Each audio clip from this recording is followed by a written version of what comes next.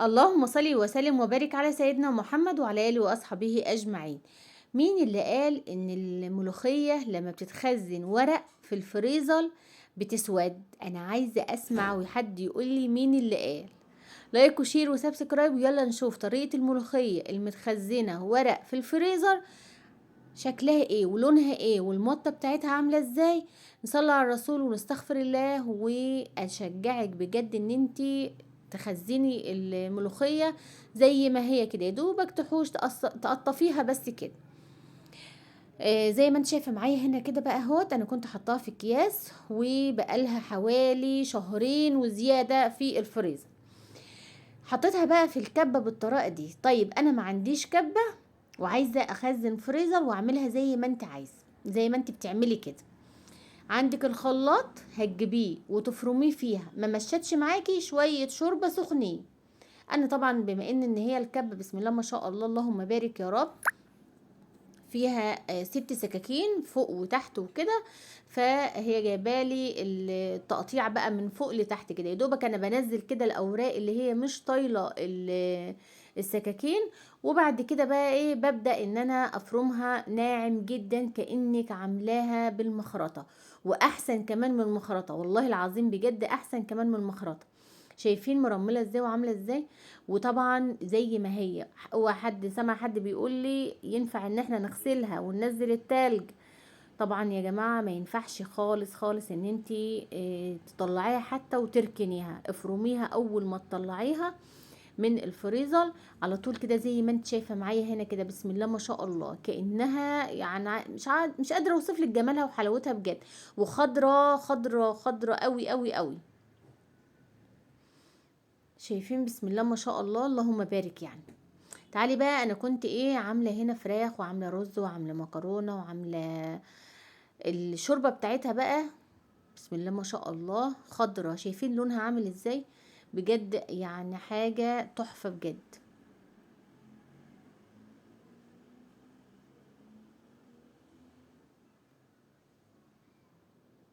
شايفين اللون عامل ازاي؟ لا هو اسمر ولا اسود ولا اي لون خالص. جميل جميل جميل بجد. لونها تحفه بجد. لونها اخضر كأنك جايباها لسه من السوق وفرماها، لا مش فرماها كمان، لان كأنك انتي مخرطاها بالمخرطة. شايفين الجمال والحلاوة بقى بتاعتها؟ ما شاء الله اللهم بارك يعني. طبعا كنت محمرة الفرخة وحبة زيت صغيرين همت مكانهم، حشت بقى الباقي وبعد وحطيت بقى ايه هنا كام فص توم، فرمته او هرسته او دقيته يعني، ونعمته خالص بحبة ملح. تمام. وبدأت بقى ان انا احمر زي ما انت شايفة معايا هنا كده اهوت. عايزاك تجربي طريقة الملوخية المتفرزلة، تحفة بجد والله العظيم. طلعها من الفريزر، افرمها على طول، حطها على طول في الشوربة بتاعتها. اللي ما عندوش كبة يطلعها من الفريزر، يحطها في الخلاط بشوية شوربة سخنين ويفرمهم، هتبقى جميلة ولها عرق وهتبقى أحلى من أي ملوخية، وأحسن من ناشفة كمان. أنا عن نفسي بحب الملوخية الناشفة كتير جدا، بس من ساعة أنا ما بدأت إن أنا أفرزلها بالورق بتاعتها كده، وهي طعمه وريحة وشكل وكل حاجة. حبت بقى كزبرة بقى بالمنظر دي. طبعا حاطين شوية ملح ومظبطين الملح بتاعة المرقة او الشوربة. وهنبدأ ان احنا بقى ايه، خلاص هنبدأ نصفر الفص الثوم معايا هنا كده. اهم حاجة الكزبرة في الطشة بتاعة الملوخية. شايفين؟ قولوا شايفين. سامعين؟ سامعين. هنسمع دلوقتي هي بتشو. شايفين؟ حد يعمل كده يعني يشهق بقى. شايفين الريحة وجميلها؟ والله العظيم ولادي قاموا من النوم كانوا لسه نايمين. كنت بطبخ لهم بقى الظهر كده يوم اجازتي، وبدات بقى ايه ان انا اعمل الروايح. دخلوا يكشفوا الحلل بحل. قولي ايه يا ماما الريحة الجميلة دي؟ هتاخد غلوة واحدة بس وتطفى عليها. شايفين الجمال والحلاوة؟ والله العظيم بجد السمك تحفة، والمطة بتاعتها جميلة جدا، احلى واجمل من المطاعم والله العظيم. تروحي شايفة القمر، شايفة العسل، بسم الله ما شاء الله. التوم بقى لما يكون فريش ومدقوق كويس بيختلف تماما تماما. كان جالي سؤال بيقول لي صوتك واطي في الفيديوهات. والله يا جماعه انا بعلي صوتي على قد ما بقدر بجد يعني.